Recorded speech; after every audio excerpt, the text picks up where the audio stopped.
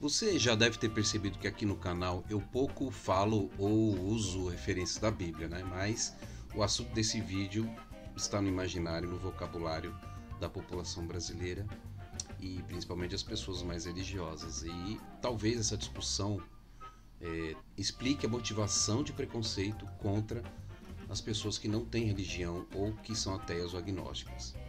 E aí quem já teve contato com a Bíblia vai se lembrar de várias passagens no Antigo e no Novo Testamento mencionando um adjetivo para um determinado grupo ou indivíduo, que é o adjetivo do ímpio. Quando a gente pesquisa no dicionário, nós encontramos somente sinônimos de posturas e comportamentos muito ruins relacionados ao ímpio, né? E no meio desses significados negativos, adivinhem quem está lá? Os ateus e os descrentes em geral. Mas eu queria trazer para vocês um debate um pouco mais filosófico, né? Porque eu tenho a impressão de que essa questão compõe o rol de argumentos que são usados para botar medo nas pessoas, né? Que se mobilizam para deixar de seguir as religiões.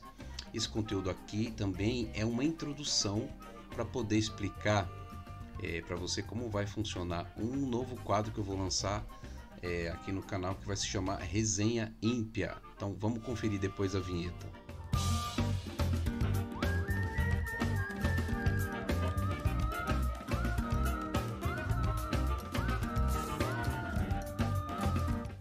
Olá, não creio que você voltou, então bora lá. Eu sou o Luciano Alves. E aí, o que vocês acham? Quem deixa de ter fé religiosa é um ímpio?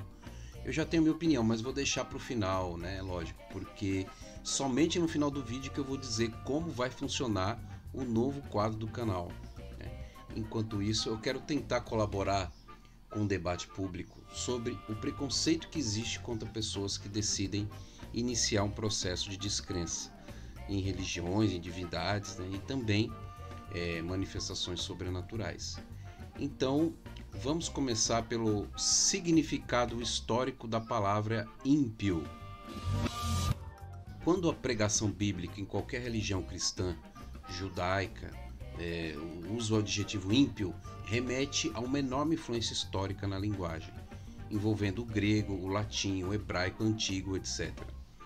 Porém, sempre se ressalta uma questão comum, que é o uso pejorativo dessa palavra para se referir às pessoas que não pertencem ou não devem mais pertencer àquele grupo religioso, ou precisam andar na linha para pertencer, né? Então, logo vem a dúvida sobre como isto combina com o discurso do respeito, do amor ao próximo e tudo mais. E aí, fazendo essa busca na internet, encontrei o site Lista de Palavras, que deixo aqui na descrição do vídeo, que aponta que a palavra ímpio aparece ao menos 240 vezes na Bíblia. Vamos ver o que eu encontrei. Então eu separei algumas passagens aqui, vejam só. Antigo Testamento. A alma do ímpio deseja o mal, o seu próximo não agrada aos seus olhos. Provérbios. Aí tem bastante provérbios, ó. A palavra dos ímpios são ciladas para derramar sangue, mas a boca dos retos o livrará. Mais uma do Provérbios. Nenhum agravo sobrevirá ao justo, mas os ímpios ficarão cheios de mal, né? Mais uma aqui, agora Salmos. Ó Deus, tu matarás de certo o ímpio. Apartai-vos, portanto, de mim, homens de sangue. Então, vejam como é pesado, né, gente? E aqui eu separei também 3 do Novo Testamento, né, para você poder comparar. Para fazer juízo contra todos e condenar dentre eles todos os ímpios, por todas as suas obras de impiedade que impiamente cometeram e por todas as duras palavras que ímpios pecadores disseram contra ele. Perceba a redundância da necessidade de punição, né? Isso em Judas, agora em Pedro. E não perdoou ao mundo antigo, mas guardou a Noé, a oitava pessoa, o pregoeiro da justiça, ao trazer o dilúvio sobre o mundo dos ímpios. Então esse foi o objetivo de Noé, né, segundo a carta de Pedro aí. Por fim, Romanos. Mas aquele que não pratica, mas crê naquele que justifica o ímpio, a sua fé lhe é imputada como justiça. Quando a gente presta mais atenção nas leituras, nos vem uma outra dúvida básica, que é entender quem são, afinal de contas, esses ímpios na atualidade. Como é que eles se apresentam hoje? Vamos ver o que a gente acha em dicionários da internet. Então, quando a gente joga no Google a palavra ímpio, a gente tem de cara aqui, né, as definições pelo dicionário de Oxford, né? Vejam aqui.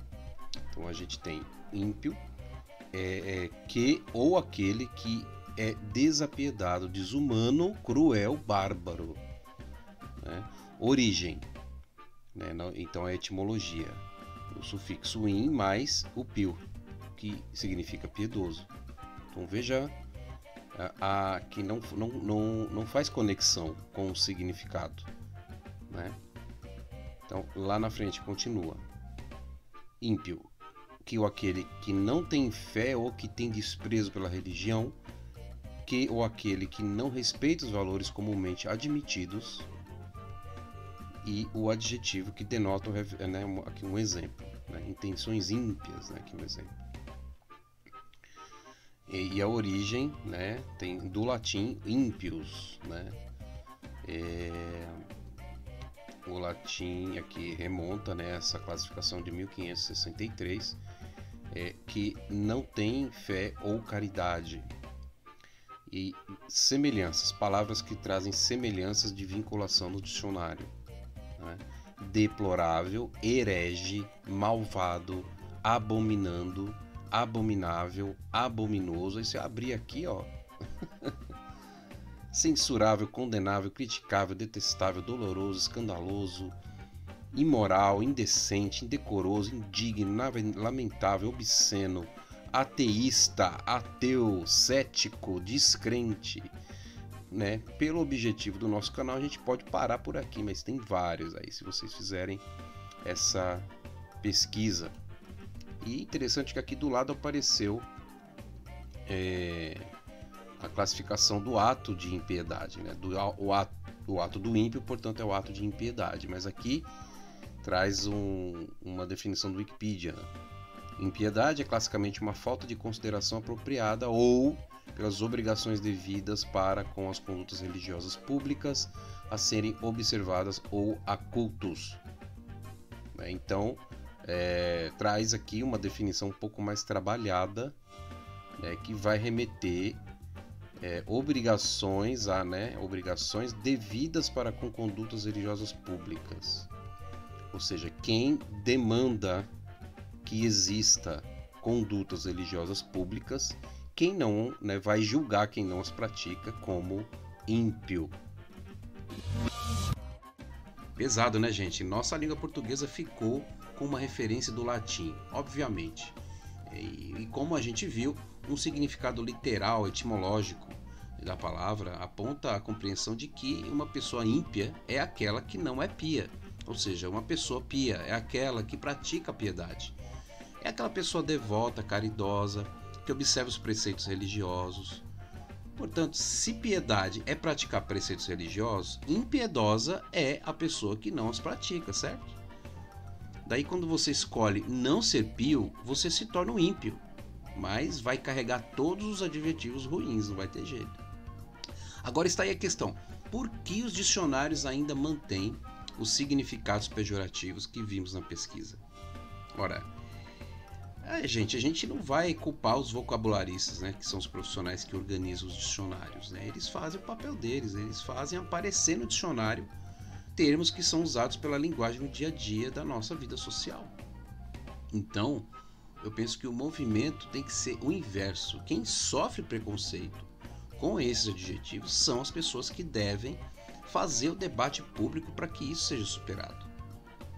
Esse vídeo tem essa intenção, ou seja, isto é um problema da ética e, portanto, um problema filosófico. Mas eu queria dizer para vocês também que a minha pesquisa para fazer esse vídeo me trouxe muitas surpresas, né? A primeira delas foi descobrir que não foi nem o judaísmo e nem o cristianismo que criaram e utilizaram essa palavra. Tudo indica que a principal herança linguística vem da língua grega. Foi interessante descobrir que 300 anos antes do cristianismo, o filósofo Epicuro já tinha trabalhado sobre essa questão de uma forma positiva e magnífica. Isso talvez explique por que a palavra aparece mais no Antigo Testamento, pela época, demonstrando um pouco do termômetro social e político daquela época. E outra surpresa foi saber que a tese de doutorado de Karl Marx também considerou esse termo no uso social, a partir de um significado positivo. Vamos ver o primeiro, que era o ímpio para Epicuro. Epicuro é um dos principais nomes da filosofia clássica e um importante pensador do materialismo e da ética. Ele morreu há cerca de 300 anos antes do cristianismo, mas seu legado é muito mais avançado, pois era uma das principais referências na defesa filosófica da liberdade. Os registros históricos apontam que ele não era um ateu declarado, mas, verificando sua obra, eu tenho lá minhas dúvidas, até porque ele vivia numa época onde ser ímpio era crime, legalmente colocado. Segundo o historiador Georges Minoir, o epicurismo foi, por alguns séculos, considerado um tipo de ateísmo, por debater questões e posturas sem argumentos místicos ou religiosos. Foi perseguido principalmente nos processos de impiedade, que era considerado um tipo de crime na época. Então eu penso que toda pessoa que se interessa pela crítica às religiões ou divindades precisa conhecer e refletir sobre a discussão do problema do mal, conhecido como o paradoxo de Epicuro. Voltando ao tema da impiedade, eu separei várias referências de textos e vídeos na descrição, vou deixar aqui para vocês, dando conta como Epicuro tratou desse assunto. Na verdade, ele aborda a postura do ímpio num dos poucos textos originais e preservados de sua obra, que é a Carta a Meneceu sobre a felicidade. Para Epicuro, a felicidade é algo concreto e vivo, que devemos alcançar de forma livre, mas sensata, a partir dos nossos próprios sentidos, mas rejeitando projetá-la para além da vida concreta. Portanto, algo depois da morte não é importante, como é para a maioria das religiões. Para Epicuro, nós temos que viver como deuses entre os humanos. Nesse sentido, pensando sobre a postura perante as divindades, Epicuro afirma: ímpio não é aquele que rejeita as divindades da maioria, mas quem atribui a essas divindades as superstições ou falsas opiniões dessa maioria. Ou seja, ser ímpio não é necessariamente descartar a divindade cultuada pela maioria, mas sim entender que é dessa maioria a responsabilidade sobre as suas ideias e atitudes relacionadas com alguma divindade. Significa deixar de ter medo das divindades, porque, para Epicuro, os deuses não se rebaixariam ao nosso nível para interferir na nossa vida, muito menos após nossa morte. Então, para a nossa reflexão aqui, quando não vemos mais sentido em seguir uma religião ou acreditar em deuses, temos a opção de liberdade de não temer mais as punições divinas, já que agora essa questão está mais nítida para nós, que esse desejo de punir está somente na mente daqueles que criticam a nossa escolha. Para essas pessoas, nosso ato de abandono à religião ou deuses sempre terá uma conotação ruim, não tem jeito, e por consequência, todas as ações ruins podem ser atribuídas a nós, os ímpios. Mas para Epicuro e também para todos que passam, ou passaram por um caminho de descrença, ser ímpio é apenas não ser pio, não seguir uma religião. É retirar os deuses das nossas neuroses e no limite é também negar a existência de deuses. E tá tudo bem. Agora é no jovem Marx que podemos enterrar de vez o aspecto pejorativo da impiedade diante da liberdade em Marx. Não tem jeito. Se deparar com o materialismo em Marx é uma questão de tempo e oportunidades para quem está no processo de descrença. O próprio Marx demonstrou que isso é algo processual, né? E quando escolheu defender na sua tese de doutorado o materialismo de Epicuro como superação de Demócrito, ele tinha essa intenção, né? Porque Demócrito defendia que a matéria determinava tudo, inclusive os pensamentos. Mas como a gente viu para Epicuro, nós, com a liberdade guiada pelos sentidos, podemos determinar a nossa história. E está aí uma das gêneses do pensamento de Marx, em defesa da liberdade do ser anterior à consciência, né? Porque para Marx, o que determina, né, o que a gente vive determina o que a gente passa a pensar. É o fundamento ético, raiz da liberdade, sem necessidade de promessa para uma outra vida depois da morte. Mas enfim, o que tem a ver Marx com essa história de impiedade? Na sua tese de doutorado, Marx traz a compreensão de que não há razão em se ter valor pejorativo contra quem deixa a fé religiosa, pois deixar de ser pio é apenas uma atitude que se desprende de valores que a maioria entende serem obrigatórios, né, por supostamente terem origem na mente dos deuses. Então, Marx comenta que Epicuro estava correto ao expressar que o ímpio não é aquele que deixa a fé religiosa, mas sim aquele que sabe delimitar o âmbito religioso do político. E mais tarde, na sua obra Para a Questão Judaica, Marx avança nessa compreensão quando identifica a liberdade do ser humano decidindo se tomará decisões baseadas na religião ou nas leis determinadas pelo Estado. E quando faz essa escolha, ou então é obrigado a apelar ao Estado, o ser humano pratica ativamente a impiedade.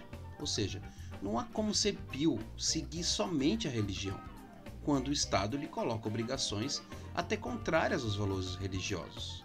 Por exemplo, respeitar o direito ao divórcio e também o fato da homofobia hoje ser crime, né? Portanto, toda pessoa que toma decisões sem se basear na religião está cometendo impiedade e poderia ser chamada de ímpio, né? Agora, se a gente já compreendeu que ser ímpio ou impiedoso não significa obrigatoriamente praticar algo ruim em sociedade, né? Então, quando a gente for acusados de impiedosos, devemos imediatamente argumentar com os elementos que tentamos trazer aqui nesse vídeo e fazer um esforço aí para insistir para que esse significado mude nas linguagens que ainda utilizamos. Agora que sabemos que não há razão para se preocupar em ser ímpio, vou dizer uma coisa para vocês, né, como vai funcionar o novo quadro aqui do canal, que vai se chamar Resenha Ímpia. Neste novo quadro, eu vou trazer pessoas que passaram ou estão passando ainda por processo de descrença, né, para que a gente possa trocar ideias, experiências sobre isso, né? Uma pegada de podcast. Eu vou investir mais nesse quadro aqui lá no Spotify, né? Além de abordar assuntos gerais que tenham relação com o debate. E não vamos deixar de perguntar, é claro, para essas pessoas convidadas sobre o que levou a romper com a religião, né? Qual foi o ponto alto nesse processo de descrença, e também a clássica pergunta, né? Qual o sentido da vida para elas? E é isso aí, pessoal. Espero que vocês tenham gostado desse vídeo e curtam, né? Acompanhem o novo quadro Resenha Ímpia e os demais vídeos que a gente vai seguir lançando por aí. Um abraço, até mais!